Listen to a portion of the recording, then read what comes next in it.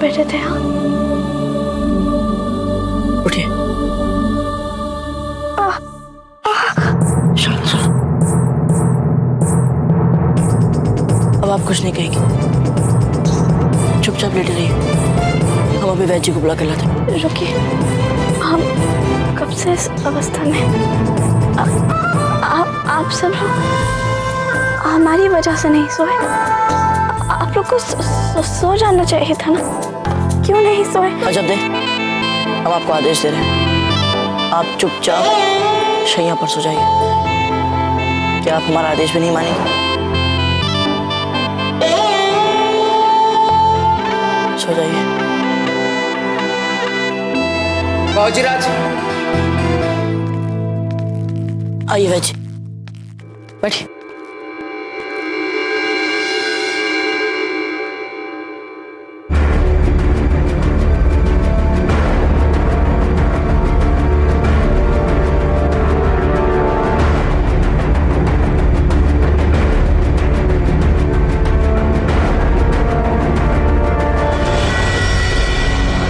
यूं समझ लीजिएगा रानीसा, बाईसा के रोग का बुरा पक्ष बीत चुका है। अब बस ये कुछ ही दिनों में पूर्ण स्वस्थ हो जाएंगी।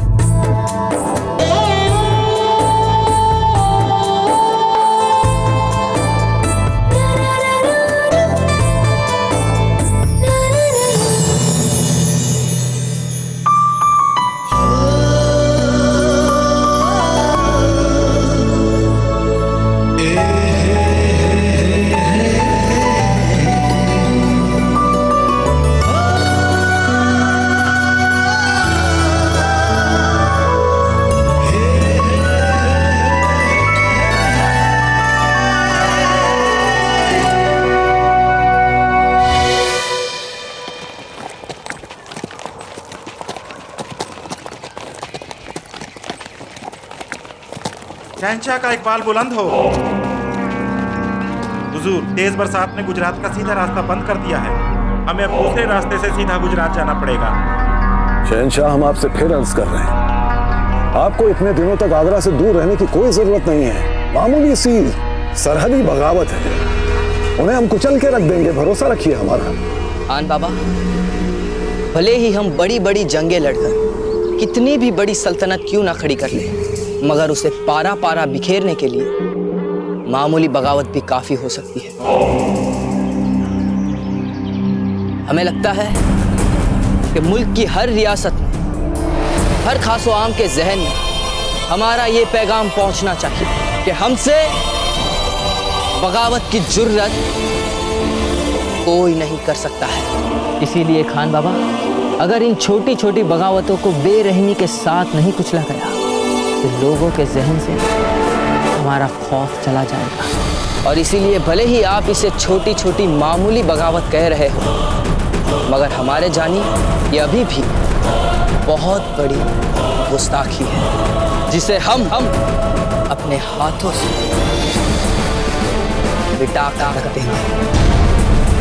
चलिए, राजपुताने से गुजरने वाले लंबे रास्ते से चलते हैं गुजरात। चलिए।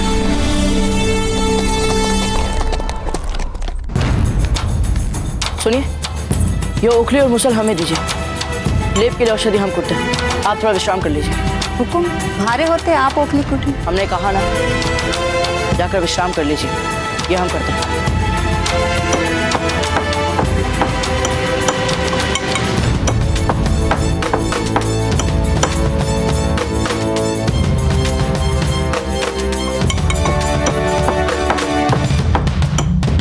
ये विषाक्त कीड़ा अजबदे को काट रहा था और संभवतः बाजरत की नींद न खुल जाए, इसलिए अजबदे चुपचाप ही पीड़ा चहती रही।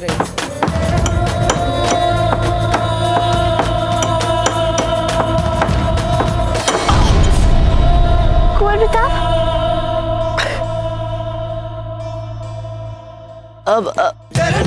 अब आप टूटिए ना, आपने हमें क्यों दे दिया? वो उन्होंने ओखली और मुसल हमें पकड़वा दिया था। सुनिए। अरे वो छोड़िए ना। अब आप कैसा अनुभव कर रही हैं? ठीक। मुझे और कुछ कम हुआ? जी पीड़ा कम हुई खाओगी?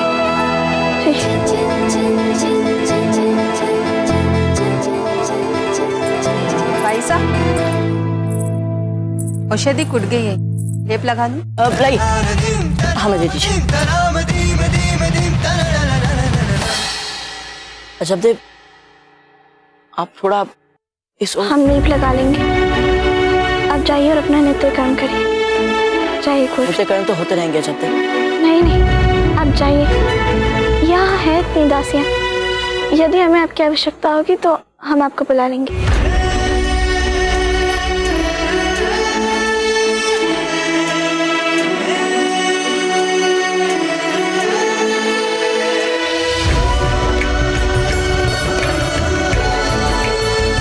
ठीक है।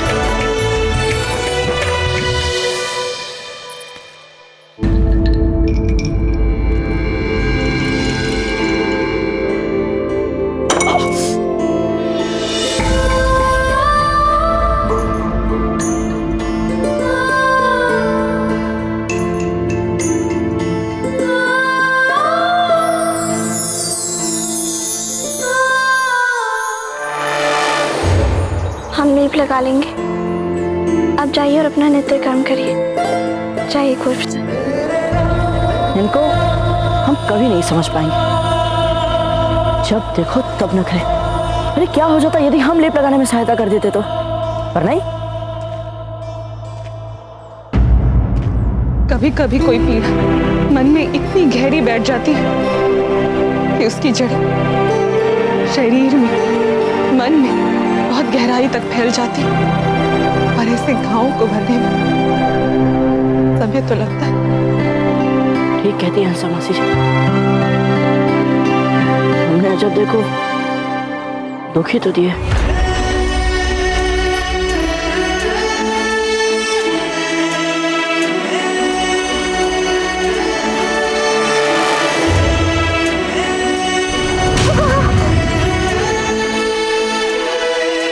अब हमें जब के साथ अपना व्यवहार बदलना होगा। इतनी भली लड़की, उसके साथ इतने कष्ट। नहीं, ये ठीक नहीं है।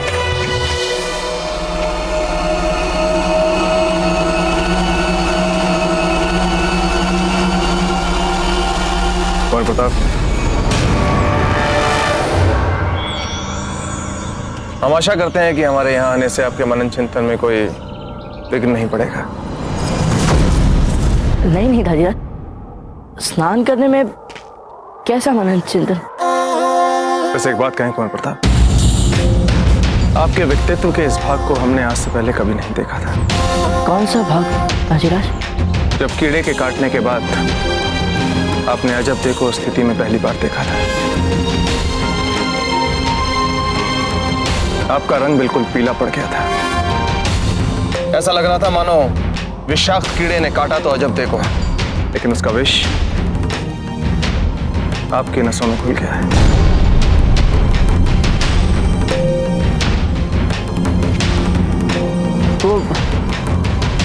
वो इसलिए दाजीराज क्योंकि हमने इससे पहले कभी किसी को ऐसा घायल नहीं देखा था ना।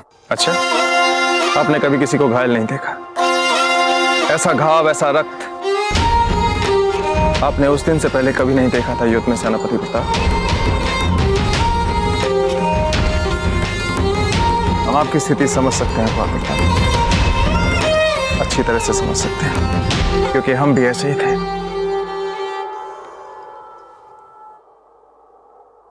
अनगिनत युद्धों के अनुभव के बाद भी अगर हमें सबसे अधिक कष्ट होता था तो वो होता था आपकी रानी मां की पीड़ा को देखकर। सच कह रहे हैं कुंवर प्रताप, सह नहीं पाते थे हम। आज भी हमें याद है, एक घनघोर युद्ध के बाद हम वापस लौटे थे। रक्त की नदियां बह गई थी उस युद्ध में, लेकिन हम जब महल वापस लौटे तो एक साधारण सी दुर्घटना के कारण आपकी रानी मां के सर पे चोट लग गई। और उनका रक्त बह रहा था। बस कुंवर प्रताप, उसे देखते ही हमारे हाथ पांव कांपने लगे। 3 दिन 3 रातें हम आपकी रानी मां के पास बैठे थे। एक क्षण के लिए भी उन्हें अकेला नहीं छोड़ा था हमने कुंवर प्रताप, एक क्षण के लिए भी नहीं।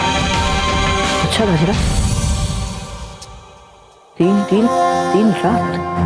हाँ कुंवर प्रताप, इसलिए जब हमने आपको उस दिन इतना विचलित देखा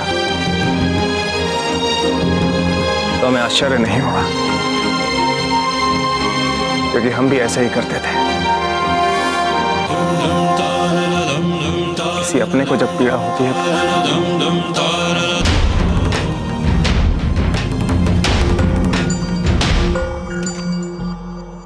अपनों से ध्यान आया कुंवर प्रताप की आपकी रानी मां आपको याद कर रही होंगी। बहुत समय से आप उनसे मिले नहीं, हमें लगता है कि अब आपको जाकर उनसे मिलना चाहिए।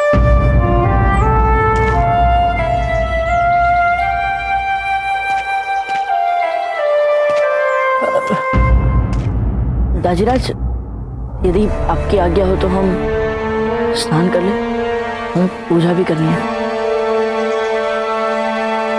ठीक है कुंवर प्रताप, चाहिए।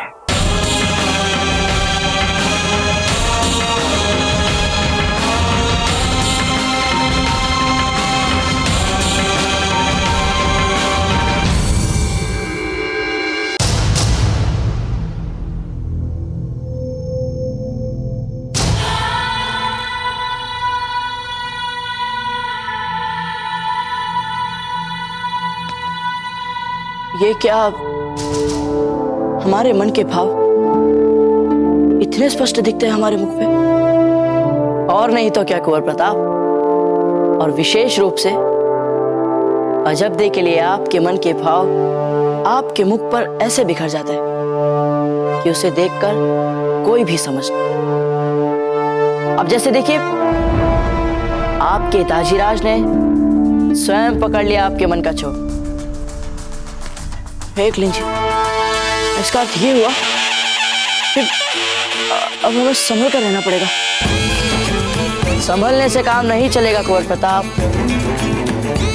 अब आपको अजबदे के सामने आने से बचना होगा।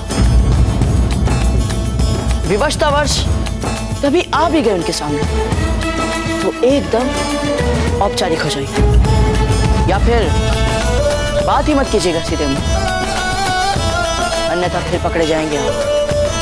और कुंवर प्रताप, यदि आप इस बार पकड़े गए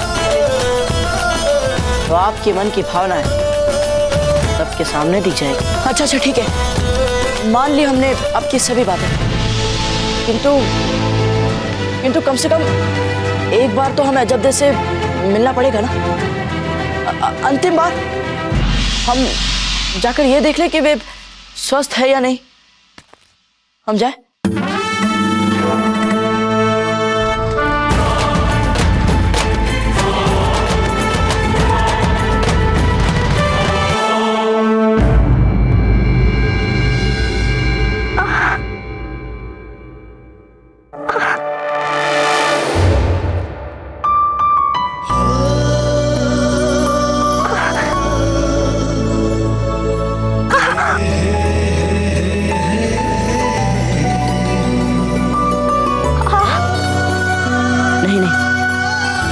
ये क्या कर रहे हैं? हमें तो अजबदे से दूर दूर रहना है।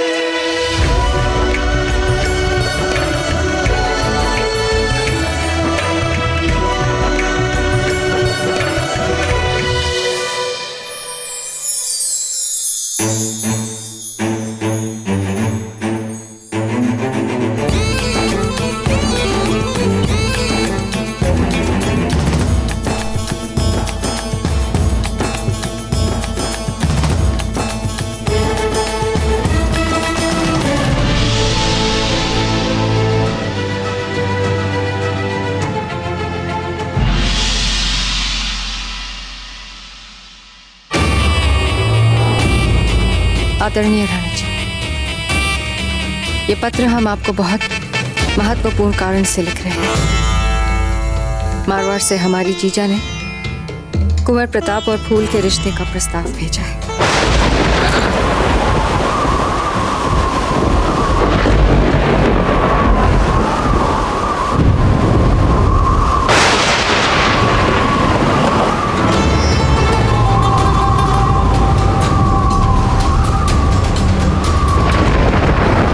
पार्वती, खिड़कियां बंद करो।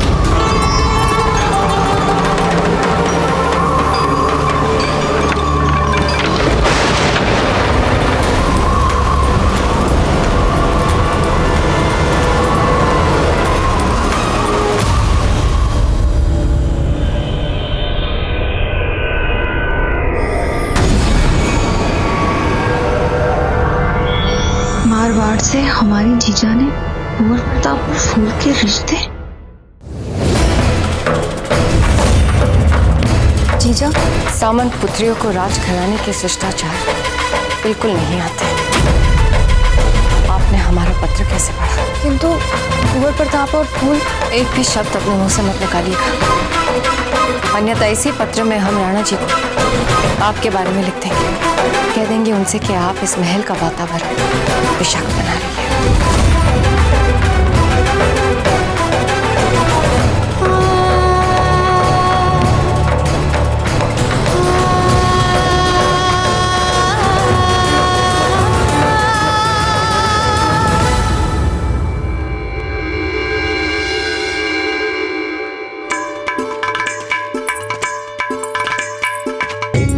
देरी कैसे लगे आने में? अजब को औषधि देनी थी, हो गई उसमें देर। क्या कर सकते हैं? कुछ बोला बाजीराज के बारे में? एक शब्द भी नहीं बोला। उल्टे जब जब हम कुंवर प्रताप की बात को छेड़ने का प्रयास करें, तब तब विषय बदल दिया उन्होंने। नहीं, विचित्र बात है ना ये। तो कुंवर प्रताप भी तो सुबह से अब तक देखने नहीं आया अजब को। जब वे अजित थी तो दिन रात अजब के ही पास बैठे रहते थे, और जब से अजब की चेतना लौट आई है, एक बार भी नहीं आए वे। समझ में नहीं आ रहा कुछ। अच्छा, बात पूछा। धीरे बोली। वो देखिए, बाजीराज यही है। सूर्य देखो जल चरा रहे हैं।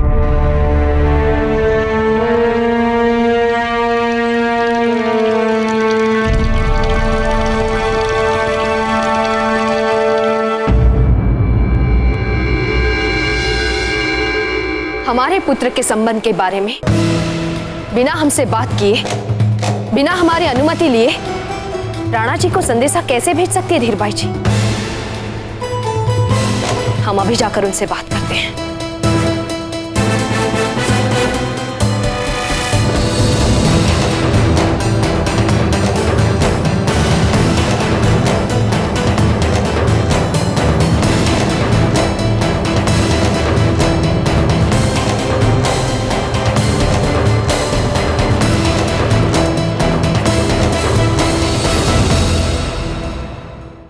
कुंवर प्रताप,